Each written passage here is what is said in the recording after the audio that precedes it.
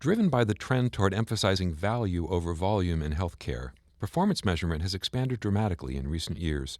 The National Quality Measures Clearinghouse now lists more than 2,500 performance measures, and some physicians have started to push back, arguing that current measures are not meaningful. I'm Stephen Morrissey, managing editor of the New England Journal of Medicine, and I'm talking with Katherine MacLean, Chief Value Medical Officer at the Hospital for Special Surgery and a member of the American College of Physicians Performance Measurement Committee. Dr. MacLean has co-authored a perspective article about the validity of performance measures.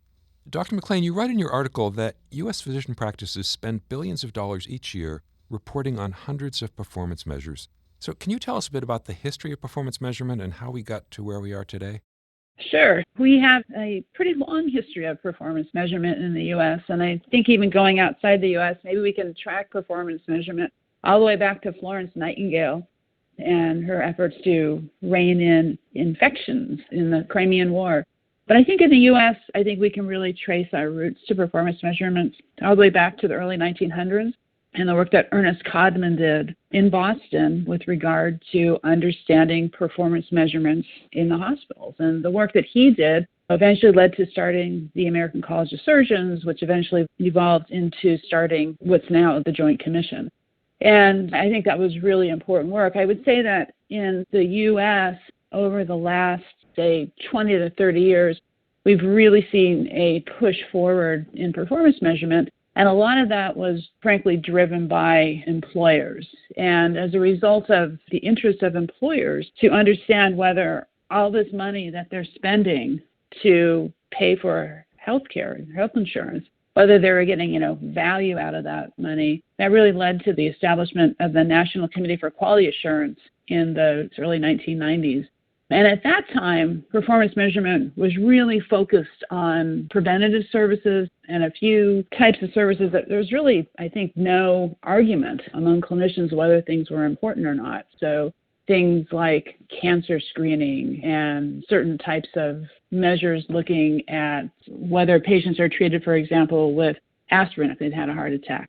And so I think that there was a lot of enthusiasm early on, and part of that was driven by the fact that the measures that were being assessed, really, there was a good deal of evidence to support them, and clinicians agreed that it was a good idea to measure these sorts of things. And in fact, there are data to show that higher performance on those measures results in better outcomes.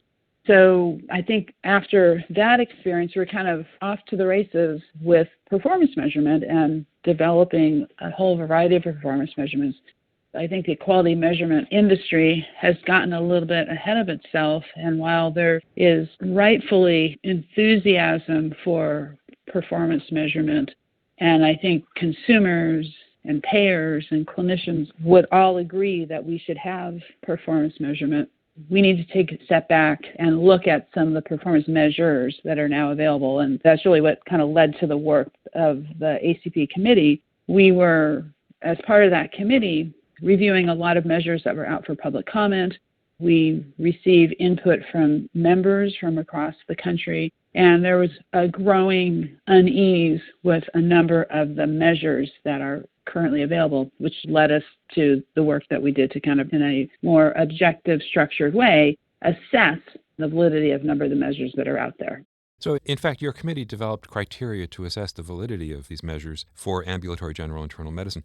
How did your criteria differ from those used by other organizations? I think that the criteria that we developed aren't vastly different than the criteria developed by other agencies. I think that there was certainly more of an emphasis for this set of criteria to think about how a measure would apply to an individual physician.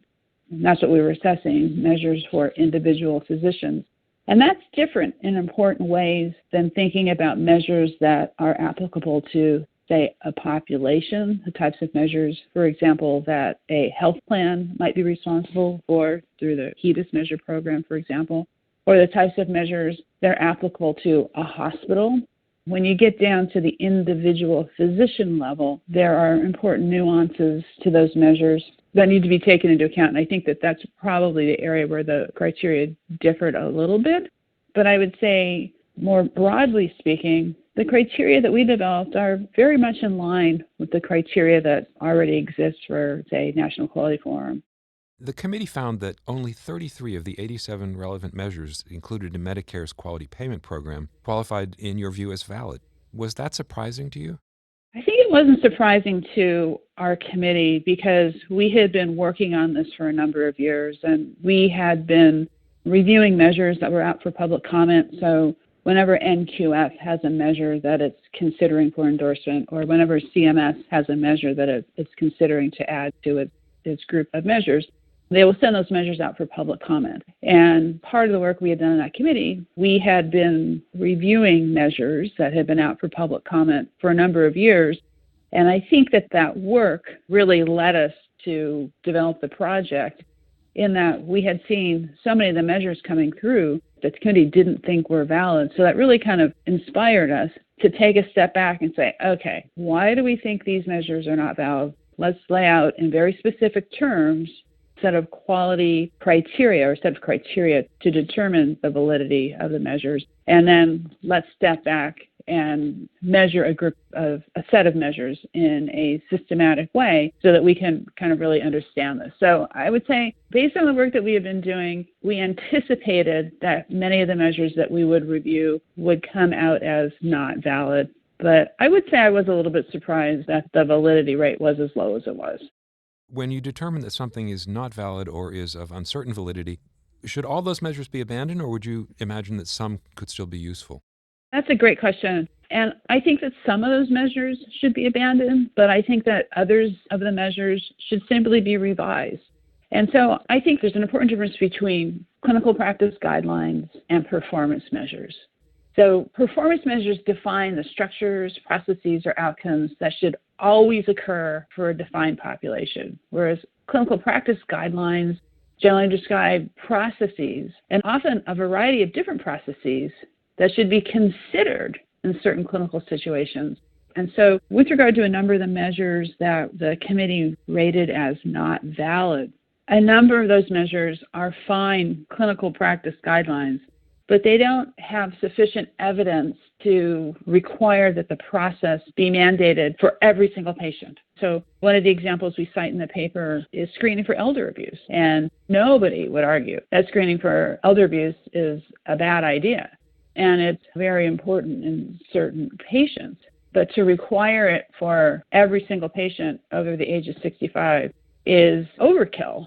And in fact, the U.S. Preventive Services Task Force evaluated this particular recommendation and found that there wasn't sufficient evidence to require this in all situations. So I think that's a measure that should be retired. It's a good guideline, but not a good quality measure. On the flip side, there are a number of measures that we rated as not valid that are very important clinical concepts, but they weren't specified with a high enough level of detail such that the measure could inadvertently misclassify some care as being low quality because the measure included some patients in it that they should have excluded. And so one of the examples we cite is a measure that requires attainment of a blood pressure of 140/90 in all patients. And we know from the evidence that that's not a good practice in certain populations, so elderly patients, for example. And so that measure, I think, could be revised to include the appropriate exclusion criteria and could be quite a good measure. So I think that just about all of the measures that we looked at are based on meaningful clinical concepts. The problems arose by taking some good ideas for practice guidelines, things you should consider. And the reason that they're guidelines is because they're things we consider, and maybe there's not enough evidence to mandate this process in every single patient. And then additionally, looking at the specifications, I think that there's absolutely room to improve a number of the measures that we rated as not valid. So finally, how can we get from where we are today to a system that's built around more meaningful performance measures and is less burdensome for physician practices? I think we're at an interesting point in our healthcare system in that most facilities and clinicians have adopted electronic health records. And I think that there's a huge opportunity at this time to really start to incorporate performance measurement into care delivery. That probably sounds easier than it actually is. There are lots of different electronic health records. Many of them are not standardized. And even within individual electronic health systems, the vendor is really putting forward a product that the end user can change up for their own purposes.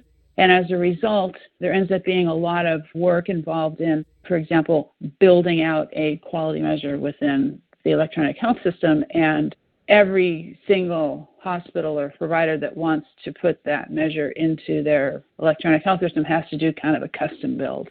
And so I think that one big step forward would be to gain some traction among electronic health record vendors to develop some standards with regard to collecting data elements relevant to performance measurement in a standard way. Really where we want to get to is to define a set of meaningful performance measures and to bake them into care delivery so that there are lots of warnings, flags, prompts, so that the right care always gets delivered in the first place, right? So I think that if we could get to a point where we define the important outcomes and the important processes that we need to get to those outcomes and bake those into our care delivery system, wouldn't it be great if all care delivered was the highest quality care? And kind of taking a big step back, the reason we even measure quality, really the only reason to measure quality, is to improve health. And we accomplish that in several ways. We can accomplish that by improving the quality of the care that we deliver. So that requires that there be a feedback to the clinicians who are delivering the care, and that should be real time.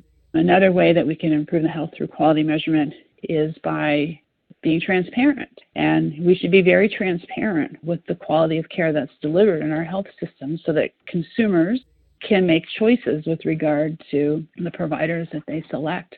And then lastly, and another important reason to measure quality is for policymakers, so that they can look and see, why is the quality not high in certain populations, in certain areas? So is there something that I as a policymaker can do about that? And I can give an example.